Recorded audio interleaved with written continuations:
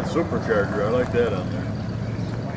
I started out, originally had a 223 cubic engine, and I topped out at 45 to 50 miles an hour. Well, then I went to the 300, and the 300 got me up to 55, 60, 65. After I modified the intake manifold and did a few other changes to it, I hit 65. And then this setup here only has about 100 miles on it. Put a supercharger on it. It's a small one. It'll produce about 3 to 4 pounds of boost. And I've noticed a remarkable difference, but I haven't had time to see how fast it'll go.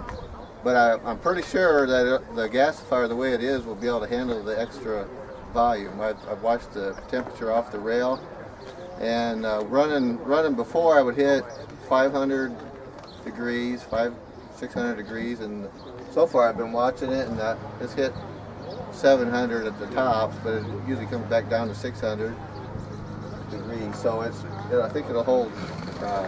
It'll run the blower on it, but I don't know for sure yet. It's pretty new. So, anybody got any questions? Or have you ever put a turbocharger on one of these instead of the supercharger? No, the reason I didn't attempt it because it's a lot more involved. It has to be, I think it has to be more in tune with the engine. You don't have the the blower runs by the engine RPMs, but on the turbocharger it runs off the exhaust gas, and I think it would take a lot more tuning and a little more refined knowledge than I have on running it. But it does produce boost. It does. There's a hill I normally come up on the way here, and I'm not used to this setup yet, so I don't think I had the fuel air mixture quite right. But normally I have to downshift, and there I could accelerate going up the hill. So brakes on? What year model truck and about what was it like? The 1960 Ford Fleet Side, and it was a brush truck for a fire department. When I picked it up, actually, when I first started looking for a Woodgas vehicle, I was looking for a clunker, something just, because I didn't even know what people was talking about it, and I didn't even know if it would work. So I thought, I'm not going to put anything in it, so I started looking. I had a price range, and I started looking for an old clunker Ford. This was in 2007. And my wife got on the internet and she found this. It was a brush truck for a fire department.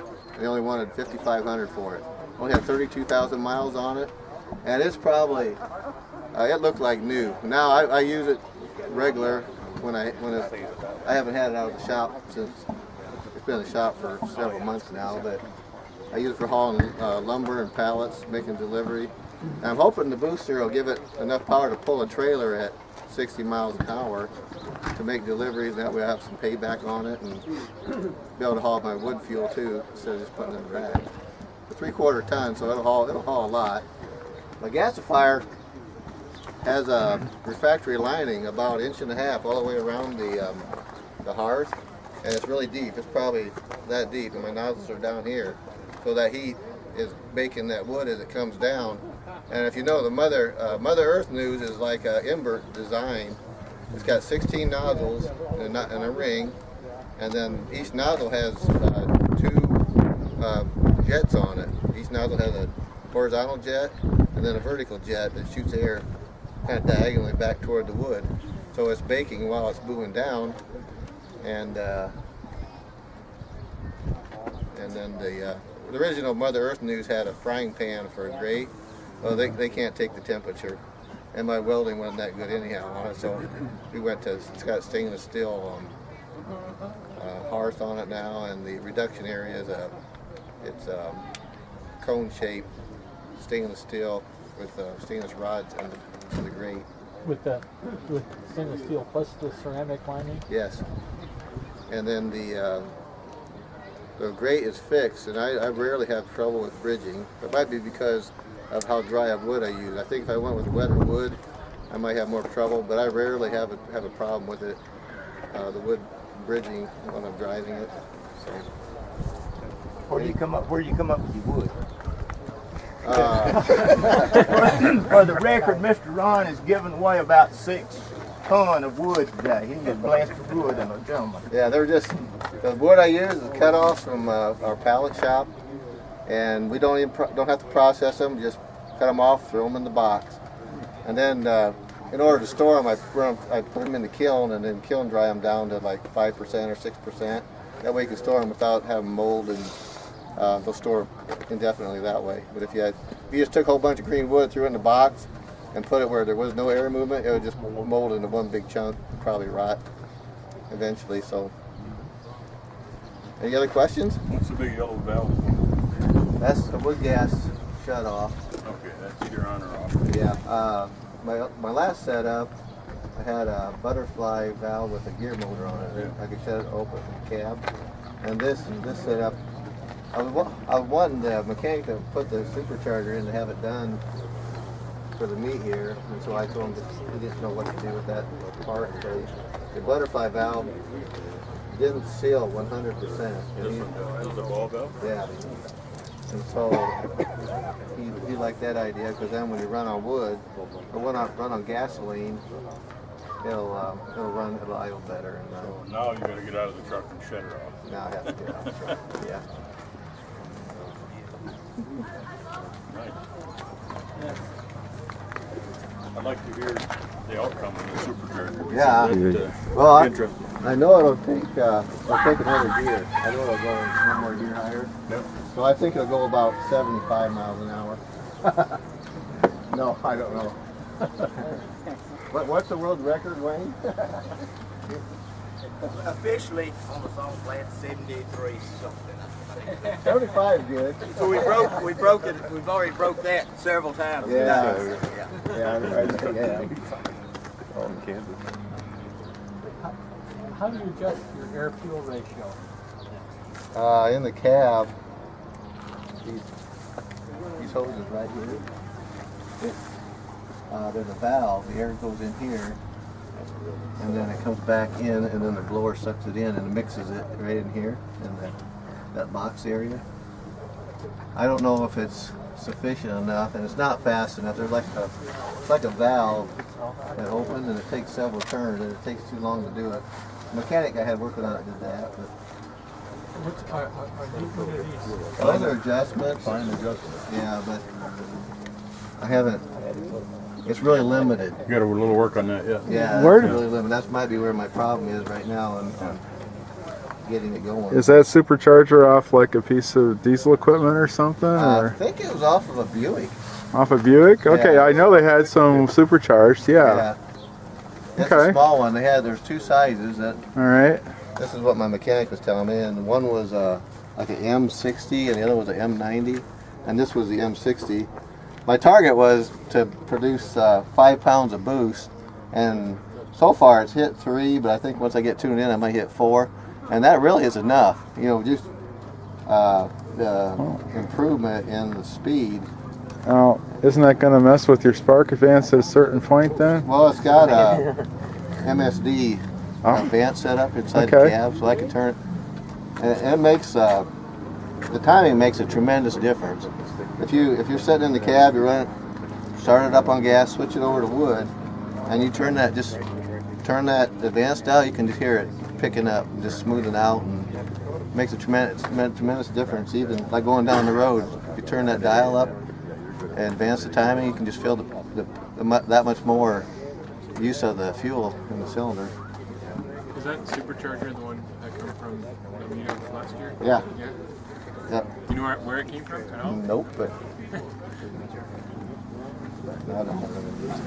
That's cool that you put it to use like that. That's a gift from God. yeah, that's what I thought. You know, nobody claimed it. The fairground caretaker said, "I guess it's yours." So I left it sit in my shop for 6 or 8 months, and then I talked to somebody about hooking it up. Is that what was sitting up here last year? Yeah, we were all looking at it.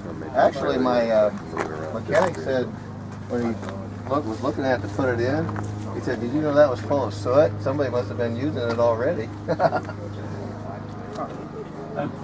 What is That? I remember saying that. Yeah, he's got the link right here. The original throttle body had a cable on it, and he just ran a link from here across. And then this all runs. Oh yeah. But There's some math going on in there. yeah.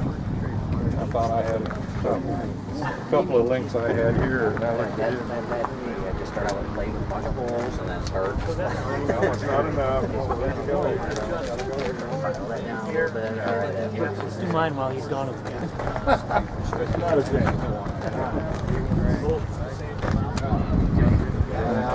And I think that's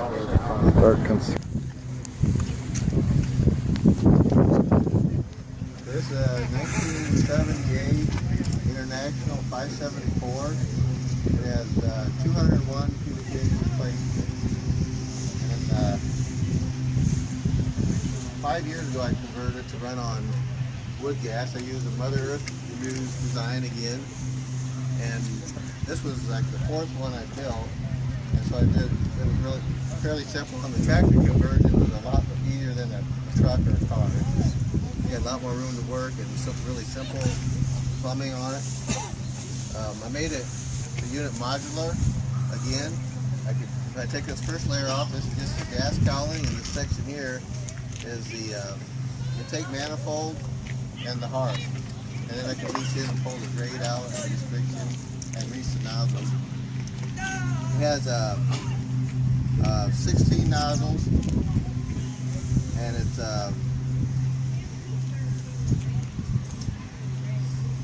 and the tubes run from the top all the way down into the gas cowling and then up through the bottom of the heart. And then they put elbows on, and then this has a nozzle ring about 10 inches, 9 or 10 inches, and it has like my pickup. Each nozzle has 2 jets on it, one horizontal and one vertical.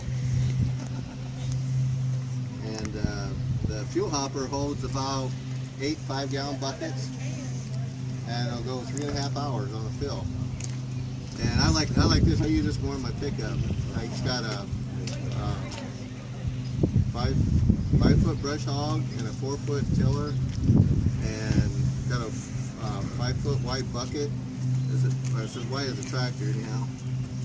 And then I can pull snow or sawdust, and that's got a set of forks. I can pick up lumber and move things around. Yeah, got a 40 kilowatt continuous generator, and when the power goes out, I just go out to the shed, hook on the generator with the tractor, pull it up to the house, back it up there, and start it up, and just I can leave it, and it'll run for 3.5 hours.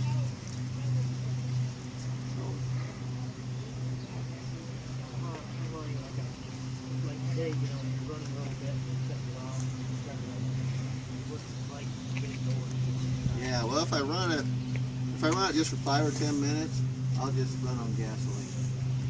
Because it takes that long to start it up. Once you clear it. This is the condensate. It's got a moderator inside the fuel tank. Separate out a lot of the moisture. It's got one thing about the Mother Earth News. It has a lighting port on it. You screw the cap off, roll a piece of paper, slide it in there, and that's right about at the nozzle height. So the layer charcoal in there. Just put the paper in, light it. It takes right off seconds. Just put the cap on, and then it's got the intake for the air is right here. It's got a check valve on it, and the air comes in, goes around this manifold, down the tubes, and up to the bottom of the hearth. And that's where the primary air is fed in. Any questions? It's rated about 65 horsepower on gasoline. I don't know what exactly it is on wood, but it's enough. So, well, it has the refractory lining in it, and that adds 80 pounds. Same with my pickup. It's awful heavy. It's heavy. But the truck's already a heavy truck, but like this, it also adds quite a bit of weight, the lining, but it runs really smooth. You know, there's plenty of heat in there, and it's a big gasifier. You know, with a 10-inch nozzle ring, you have a lot of volume of wood, you know, that you're processing, and I think the refractory lining and the two jets on the nozzles helps keep the process going and keep the wood gasifying. Any other questions? Where are your filters and what are you using? Okay. This is the gas cooler. It goes from the filter through the cooler, up and down. The gas comes in, down, up, down, all the way through. And then I have a condensation drain at the bottom. There's 3 drains because there's 3 compartments in the cooler. That way the gas will work up and down. And from there it just comes down. And then it's got an air filter up here, and the air filter has it had like a 2.5 inch, just a pipe on the side. So I put a throttle body on there, and then I have a line that I can control the air fuel mixture. I just, after the throttle body, I just ran the line down and feed onto the wood gas, and then just ran it right into the carburetor. And I've never had any trouble with the carburetor gumming up because of the wood gas. It runs really good. And then on this side is my gas filter.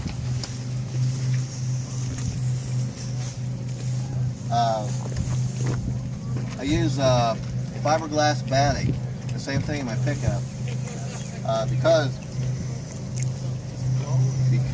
this is a hot, dry filter.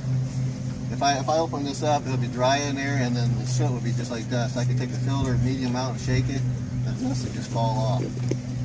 So if I would put hay in here, it might burn. You know, if it stays hot enough, it just will spark. So I don't think it stays that hot. At one time, I had a cyclone off the side of the gasifier, and it cooled it down too much. There was too much cooling by the time I got here, and there was condensation sticking to my fiberglass. But this works really well. Like I said, I've run it for 5 years. I run it really often around the shop and yards and things, so it works well. Any other questions? You ever use this at work? Oh yeah. I got a big beam. I got a log on it. I put a big log on this I-beam, hook it on the tail of the pump of the hitch, and I drag it around the yard. It'll pull anything you want. It's got fluid-filled tires. That helps tremendously on traction and keeping the back end down. And like I said, it had a 4-foot tiller. I got a pretty good sized guard. And the brush hog I mow around the property once a week. It get really tall to keep the growth down. All right. Thank you, Mr. Ron. Thank you. Sweet truck.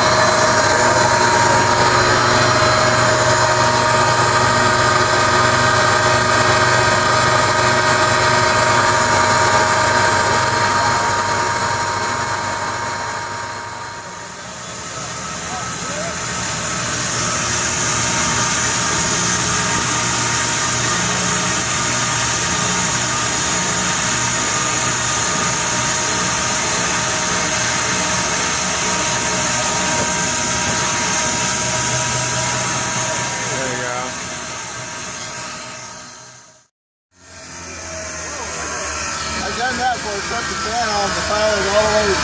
Doesn't really.